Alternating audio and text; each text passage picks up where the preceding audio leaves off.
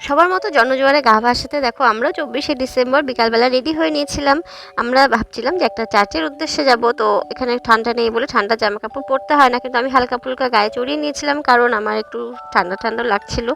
আর বাইকে যাব বলে একটু হালকা ফুলকা জিনিস পরছিলাম, আর নতুন জায়গা তো জানা ছিল না চার্চ কোথায়, গুগল সার্চ করে মোটামুটি আধা ঘন্টার মধ্যে আমরা পৌঁছে গেলাম একটা চার্চে। তো গিয়ে তো বেশ ভালোই লাগলো, বেশ বড় সড়ো চার্চ, আলোকসজ্জায় সজ্জিত ছিল, আর এরিয়াটাও কিন্তু বেশ বড়, পাশে একটা মিশনারি স্কুলও ছিল।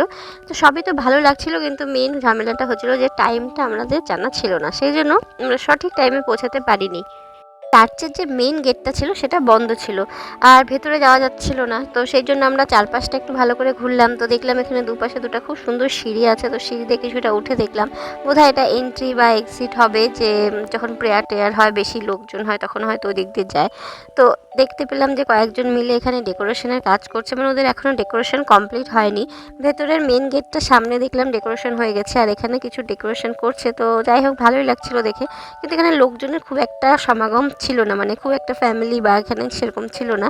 তো এদের থেকে আমরা জানতে পারলাম যে 8:30টার সময় লোকজন আসা শুরু হবে, কিন্তু এখন বাজে 6টা, মানে আমরা যখন পৌঁছলাম তখন 6টা বাজে। তো এতক্ষণ আমরা কি করব, চারপাশটা কিছুক্ষণ ঘুরে মোটামুটি 10 মিনিটের মতো এখানে থেকে কিন্তু আমরা আবার বাড়ির উদ্দেশ্যে রওনা দিলাম, কারণ অন্ধকারও হয়ে যাচ্ছিলো চারপাশ। আর আমরা যখন ওখানে গুগল সার্চ করে যাচ্ছিলাম তখন ছিল বিকালবেলা, চারিদিকটা আলো ছিল, কিন্তু এখানে পৌঁছাতে পৌঁছাতে কিন্তু বেশ অন্ধকার হয়ে গেল। মানে এবার কিন্তু আমাদের বেশ অন্ধকারে আসতে হবে, আর অচেনা রাস্তাতে একটু ভয় ভয়ও করছিল, জন্য আমরা বেশিক্ষণ ওখানে দাঁড়ানোর সাহস দেখাইনি।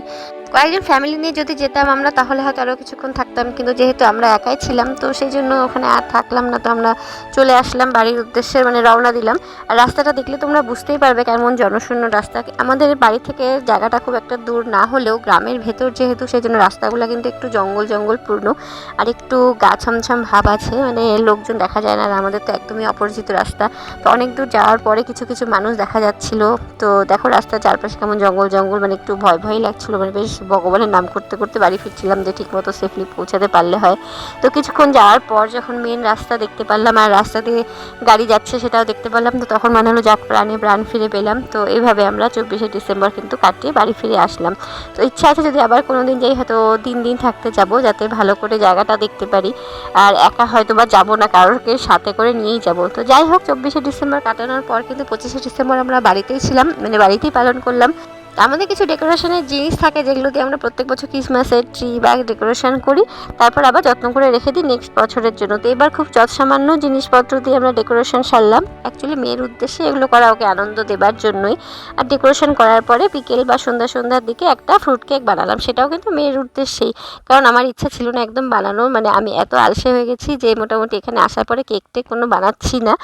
আমার তো ইচ্ছা ছিল দোকান থেকে একটা কেক নিয়ে আসবো, মেয়ের বায়নাতে বানালাম ঠিকই, তবে ভালোই লাগলো অনেকদিন পর কেক বানাতে, কারণ আমার বিজনেসটা মোটামুটি লাটে উঠে গেছে বলতে পারো। যে নতুন জায়গায় আসার পর আমি আর কিছু কেক টেক বানাইনি, আর কাউকে মানে এখনও অ্যাডও দিইনি। তো জানি না এটা আবার শুরু করবো কিনা, ইচ্ছা আছে কোনোদিন সুযোগ হলে আবার শুরু করবো। তো কেকটা কিন্তু খেতে ভালোই হয়েছিল। তো এইভাবেই আমরা কিন্তু 25শে ডিসেম্বরটা পালন করলাম।